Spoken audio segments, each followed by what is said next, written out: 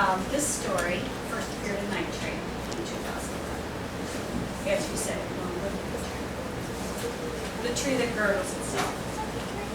She had me mostly confined in the house. They've coined a clinical term for her fear, now I know, but then I was told, Mama's cautious, or Mama's blue, or Mama loves you so very much, Kayla, so she aims to keep you close. She insisted she was delicate. Daddy called her a pain in the ass.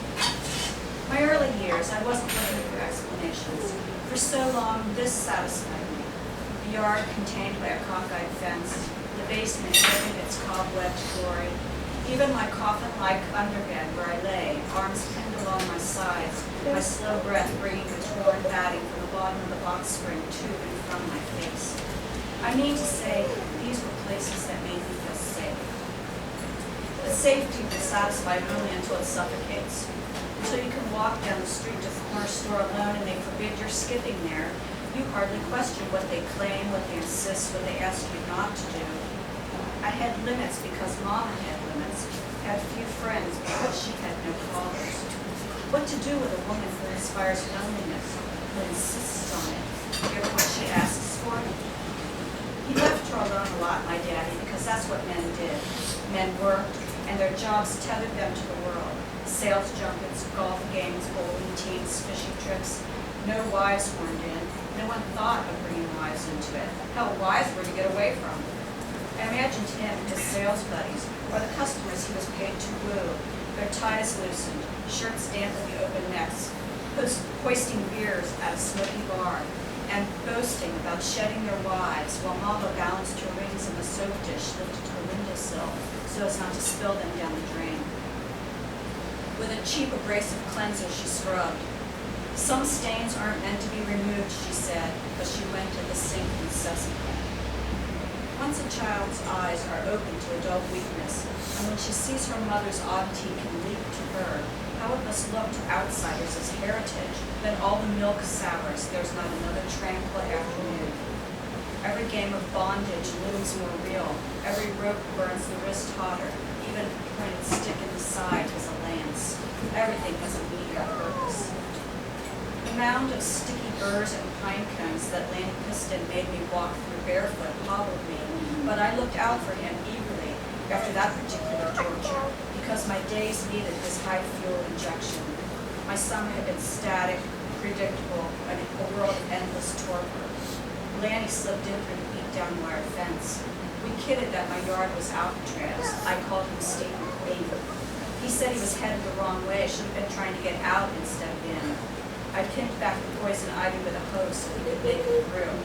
The shed hid us from any housebound peepers. We played victim and violator. We're thrilled to repeat the plot. There's the dream of a white knight who will rescue, but just as often his horse draws up lame. He's delayed by dragons. He never arrives. One time, I sat bent in a lawn chair behind the shed, my arms and legs striped with rope, my skin marked by frayed, scratchy mesh. The sun stamped my eyelids and whirled like the devil when I looked at it. It tipped across the bleached afternoon. The smell of disinfectant drew the word lie out of me, the simple soap of pioneers. I wondered when Lanny had disappeared, and even more, where. Mama rushed the shed, peeling the skin from her arms. No, those were her scrub gloves she cast yellow and blue-gray, where the shed shadowed so only wild violets grew. Yards away in the blasted sun, several deep holes, sinkholes Daddy called them, had widened in the drought.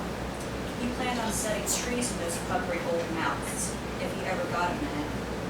She'd forbid me from playing back there. You'll break an ankle or worse.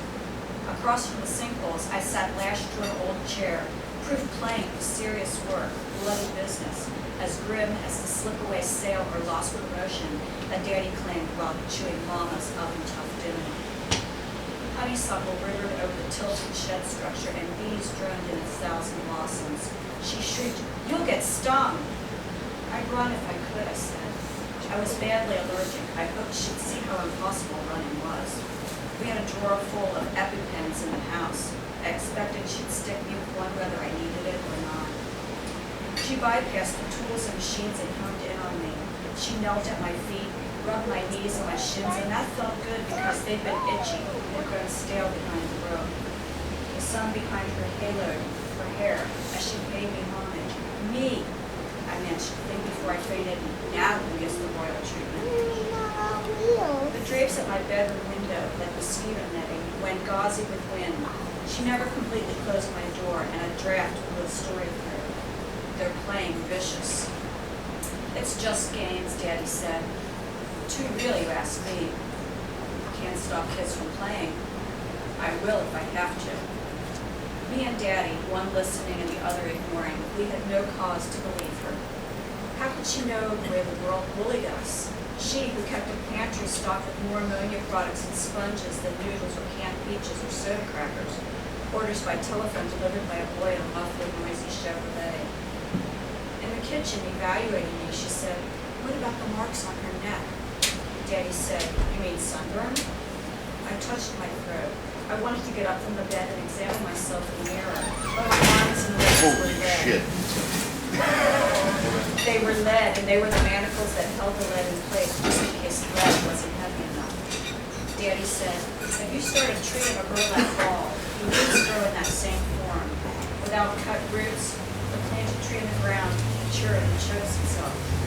He might have been reading aloud a pamphlet. The plates cracked before Sud's silenced them. She was turned toward the sink, her voice directed at the dish rag. "You're talking gardening and I'm talking girl." Daddy sounded caught out. "I'm talking about Kayla." "You're talking about trees." "You want me to go look at her napkin?" In her complicated game, she wanted him over to her point of view, and now she'd let up. He knew he wouldn't have to do a damn thing. "In a minute," she said. "I'll bring her back some aloe." She was ever full of cures for somebody else. With hands around my neck, I felt my pulse lift the one finger that held that tender place. If there were marks, they were from no chokehold. Lanny and I knew when to switch from torture to other evil terrors.